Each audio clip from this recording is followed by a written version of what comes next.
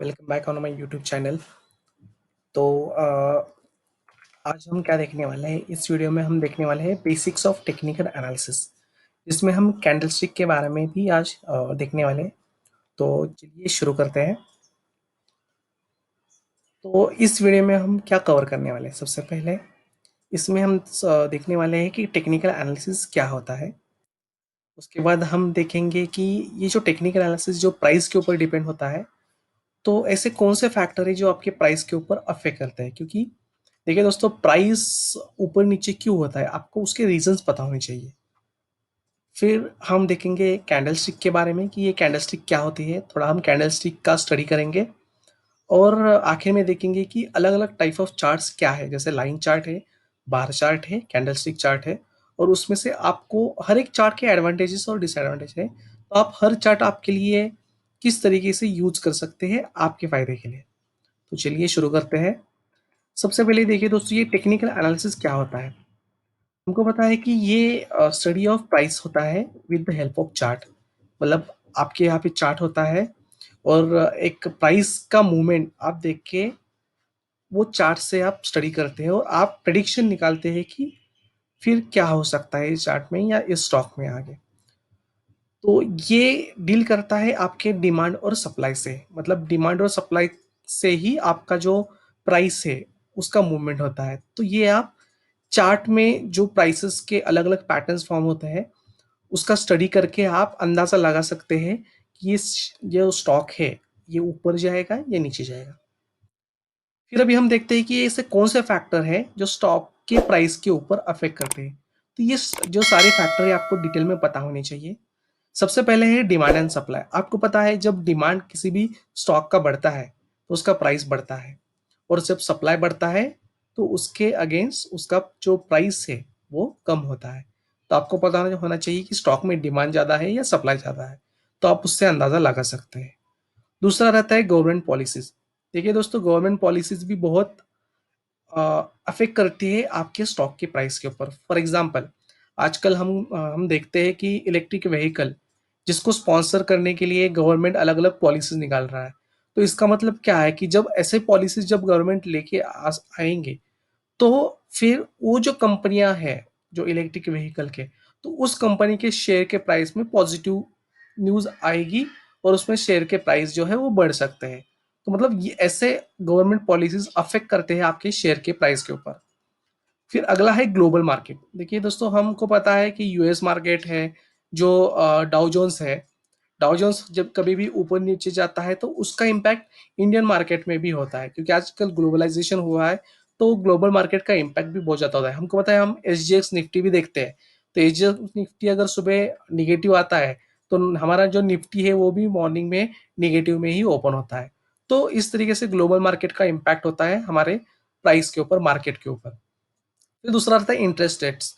देखिए दोस्तों, interest rates जो आरबीआई है एवरी क्वार्टरली लेके आते हैं, जिसमें वो क्या करते हैं, आपका इन्फ्लेशन कितना हुआ है उस हिसाब से वो आपका रेपो रेट है, रिवर्स रेपो रेट है, वो जो चीजें हैं वो हर एक पॉलिसी में कम ज्यादा करते हैं, repo rate, reverse repo rate. तो उसका इम्पैक्ट क्या होता है, उसका इम्पैक्ट आपके स्टॉक के प्राइस के ऊपर भी होता है, जो उससे रिलेटेड है, जैसे बैंकिंग है या अगर कोई अदर स्टॉक्स है। फिर नेक्स्ट रहता है दोस्तों क्रूड ऑयल प्राइसेस। अभी क्रूड ऑयल प्राइसेस में क्या रहता है, देखिए दोस्तों, क्रूड ऑयल हम तो डॉलर में परचेज करते हैं। जब डॉलर क्रूड ऑयल प्राइसेस बढ़ेंगे तो हमको ज्यादा डॉलर देना पड़ेगा, और जब ज्यादा डॉलर देना पड़ता है तो हमारे इकोनॉमी में उसका इम्पैक्ट आता है, महंगाई बढ़ती है, इन्फ्लेशन बढ़ता है। तो इसके वजह से क्रूड ऑयल प्राइसेस जब बढ़ते हैं तो उसके रिलेटेड शेयर है उसमें उसका इम्पैक्ट आएगा, उसके प्राइस बढ़ेंगे। लेकिन बाकी जो है वहां पे निगेटिव इम्पैक्ट आता है, ओवरऑल इकोनॉमी में निगेटिव इम्पैक्ट आता है। फिर दूसरा रहता है यूएसडी प्राइसेस। अभी देखिए दोस्तों, USD, one USD dollar equal to अभी 74 रुपीज हमारा इंडियन रुपी चल रहा है। अगर हमारा जो रुपी है अगर वो वीक होता है, इसका मतलब एक यूएसडी डॉलर देने के लिए हमको ज्यादा पैसे देने पड़ते हैं रुपीज में। तो उसका इम्पैक्ट क्या होता है, तो इसका इम्पैक्ट हमारे क्रूड ऑयल प्राइसेस में भी होता है, क्योंकि आपको ज्यादा पैसे देने पड़ेंगे ऑयल परचेज करने के लिए, वो बैरल परचेज करने के लिए।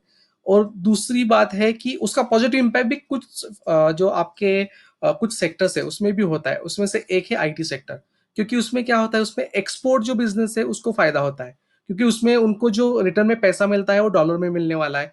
और डॉलर के अगेंस्ट अगर रुपी की प्राइस ज्यादा है हमको, तो उस कंपनी को ज्यादा रुपीज का पैसा मिलेगा, तो इंडियन मार्केट में उनको पैसा in terms of Indian rupees ज्यादा आएगा, तो ऐसे। और इंपोर्ट बिजनेस के ऊपर लेकिन इसका निगेटिव इम्पैक्ट होता है।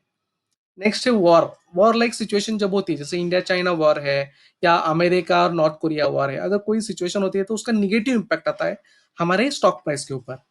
नेक्स्ट रहता है बजट। अभी हमने देखा budget, at the end of budget अगर पॉजिटिव है बजट ओवरऑल मार्केट के लिए, तो ये ओवरऑल मार्केट जो है हमको वो ऊपर लेके जाता है। लेकिन अगर कुछ नेगेटिव न्यूज न्यूज आती है बजट में, कुछ अच्छा खासा नहीं रहता बजट, तो उसका नेगेटिव इम्पैक्ट भी आपका आ सकता है आपके ओवरऑल मार्केट के प्राइस में, तो स्टॉक प्राइस में। नेक्स्ट रहता है क्वार्टरली रिजल्ट। हर एक कंपनी के हर एक क्वार्टर में रिजल्ट्स आते हैं, अगर उसने अच्छा परफॉर्म किया है तो वो आपका स्टॉक प्राइस उस कंपनी का वो और ऊपर जाएगा। लेकिन अगर उसको प्रॉफिट नेगेटिव हुआ है, वो लॉस में गए हैं, तो वो निगेटिव इम्पैक्ट करेगा आपके स्टॉक प्राइस के ऊपर। नेक्स्ट रहता है न्यूज एंड रूमर्स। मार्केट में बहुत ऐसे न्यूज और रूमर्स फैलाए जाते हैं, उसकी वजह से भी पॉजिटिव या नेगेटिव इम्पैक्ट होता है आपके स्टॉक प्राइस के ऊपर। और आखिर में रहता है वो इमोशनली अटैच, वो ग्रीड एंड फियर। हर एक इंडिविजुअल का ग्रीड और फियर उसके हिसाब से क्यूमुलेटिव ओवरऑल मार्केट में लोगों का ग्रीड ज्यादा है या फियर ज्यादा है, उसके हिसाब से वो डिटरमाइन होता है कि आपका स्टॉक प्राइस ऊपर जाएगा या नीचे जाएगा। तो ये सारे अलग अलग फैक्टर्स है जो आपके स्टॉक प्राइस के ऊपर इम्पैक्ट करते हैं, आइदर वो पॉजिटिव या निगेटिव। तो आपका स्टॉक प्राइस आइदर इंक्रीज हो जाएगा या डिक्रीज हो जाएगा because of all this factors. तो अब हम देखते हैं दोस्तों कि ये कैंडल स्टिक क्या होती है। अभी देखिए दोस्तों, यहाँ पे मैंने आपको दो कैंडल दिखाया है। एक है ग्रीन कैंडल जिसको हम बुलिश बोलते हैं, आपने सुना होगा ये वर्ड। दूसरा रहता है ये रेड कैंडल जिसको बोलते हैं बियरिश कैंडल। अभी ये कैंडल क्या रिप्रेजेंट करता है दोस्तों, तो ये कैंडल रिप्रेजेंट करता है, फॉर एग्जाम्पल ये मेरा डेली कैंडल है, तो ये इसके कैंडल में अलग अलग लेवल्स रहते हैं, जो लेवल्स आपको बोल देते हैं कि ये कैंडल में आज दिन भर क्या हुआ, इस स्टॉक में आज दिन भर क्या हुआ। फॉर एग्जाम्पल हम देखते हैं अलग अलग लेवल में। सबसे पहले हम देखते हैं ये ओपन। अभी देखिए दोस्तों, यहाँ पे ग्रीन कैंडल का ओपन यहाँ पे नीचे है और रेड कैंडल का ऊपर है। अभी ओपन मतलब क्या, अभी मार्केट देखिए दोस्तों कितने बजे ओपन होता है, 9:15 बजे, और क्लोज कितने बजे होता है, 3:30 बजे। तो ओपन मतलब क्या रहता है कि 9:15 बजे जब मार्केट ओपन होगा, उसके बाद सबसे पहला जो ट्रेड है किस प्राइस में हुआ, एक बायर रहेगा एक सेलर रहेगा, इन दोनों में जो ट्रांजैक्शन हुआ वो कौन से प्राइस में हुआ। तो फॉर एग्जांपल यहाँ पे हम बोलते हैं 100 रुपए में हुआ वो पहला ट्रांजैक्शन, तो यहाँ पे ओपन प्राइस उस स्टॉक के लिए आएगी 100 रुपीज। उसके बाद नेक्स्ट लेवल क्या रहता है, क्लोज लेवल। क्लोज लेवल मतलब मार्केट कितने बजे क्लोज होता है, 3:30 बजे। तो 3:30 बजे सबसे आखिर वाला ट्रांजैक्शन बायर और सेलर के बीच में कौन से प्राइस के ऊपर हुआ, वो होता है हमारा क्लोजिंग प्राइस। तो उस कैंडल में वो दिखाएगा एज अ क्लोजिंग प्राइस। फिर नेक्स्ट रहता है लो। लो मतलब क्या रहता है दोस्तों कि 9:15 बजे से लेके 3:30 बजे तक सबसे मिनिमम ऐसी कौन सी प्राइस है जहां पे वो शेयर जो है वो ट्रांजैक्शन हुआ है, तो उसको बोलते हैं लो प्राइस। सिमिलरली आखिर में रहता है हाई प्राइस, मतलब 9:15 बजे से 3:30 बजे तक ऐसा कौन सा प्राइस रेंज है जहां पे सबसे ज्यादा प्राइस में वो स्टॉक बाय या सेल किया गया। तो इस तरीके से ये अलग अलग लेवल होते हैं। अभी देखिए दोस्तों, ये एक कैंडल है, ऐसे मल्टीपल कैंडल टुगेदर कलेक्टिवली हम बनाते हैं उसका चार्ट, तो उसको कहते हैं अलग अलग टाइप्स ऑफ चार्ट। अभी ये कैंडल का इंपॉर्टेंस क्या है दोस्तों, देखिए यहाँ पे आप देख रहे हैं ये ग्रीन कैंडल है, ये है रेड कैंडल। इसमें आप देख रहे हैं इसका ओपन नीचे है ग्रीन कैंडल का और क्लोज ऊपर है। और लेकिन रेड कैंडल में वैसा नहीं है, रेड कैंडल का ओपन ऊपर है, क्लोज नीचे है। इसका मतलब 9:15 बजे ये जो रेड कैंडल है उसका जो बाइंग प्राइस है वो ज्यादा है, लेकिन क्लोजिंग में वो नीचे आया है। लेकिन ग्रीन कैंडल में ऐसा नहीं है, ग्रीन कैंडल में ओपन नीचे है क्लोज ऊपर है, इसका मतलब ये मार्केट ऊपर गया है। तो इसको ही बोलते हैं ये मार्केट ऊपर गया है, ये मार्केट नीचे आया है। मतलब फॉर एग्जाम्पल अगर हम अगर एक वैल्यू पकड़ते हैं, तो अगर यहाँ पे ओपन 100 रुपए में हुआ है तो क्लोज 110 रुपए में हुआ है। लेकिन यहाँ पे ओपन 110 रुपए में हुआ है लेकिन क्लोज 100 रुपए में हुआ है। तो ये जो ग्रीन कैंडल है उसको बोलेंगे हम बुलिश, और ये जो रेड है उसको बोलेंगे बीरिश। आपने ये वर्ड बहुत बार सुना होगा। तो इसको ही बोलते हैं बुलिश कैंडल, इसको बोलते हैं बियरिश कैंडल। अभी मैंने ये बताई आपको candle frame for a day. ऐसे ही ये कैंडल हम 5 मिनट के लिए भी यूज कर सकते हैं, 10 मिनट के लिए यूज कर सकते हैं, 15 मिनट, 1 घंटा, 4 घंटे, एक हफ्ते के लिए, एक महीने के लिए, 3 महीने के लिए भी रहता है। सिर्फ जब ये कैंडल टाइम फ्रेम चेंज हो जाएगा, फॉर एग्जाम्पल अगर ये वीकली होता है तो इसका ओपन क्या होगा, मंडे का 9:15 बजे जो पहला ट्रांजेक्शन हुआ है, क्लोज क्या रहेगा उस वीक के आखिरी डे मतलब फ्राइडे का 3 बजे का जो ट्रांज़ैक्शन है और हाई और लो क्या रहेगा कि मंडे से लेके फ्राइडे तक ऐसा कौन-सा प्राइस है जिसमें सबसे लो लेवल पे, लो प्राइस पे ट्रांज़ैक्शन हुआ और हाई प्राइस के ऊपर ट्रांज़ैक्शन हुआ। वो रहता है ओपन और हाई। आप ये किसी भी टाइम फ्रेम के लिए यूज़ कर सकते हैं। अब इसको बुलिश और बियरिश क्यों कहते हैं? ये एनिमल्स के नेम दिए गए हैं दोस्तों। बुलिश मतलब क्या रहता है? बुल आप देखिए कभी भी अगर बुल की फाइट होती है किसी के साथ, तो वो नीचे से ऊपर की तरफ मारता है।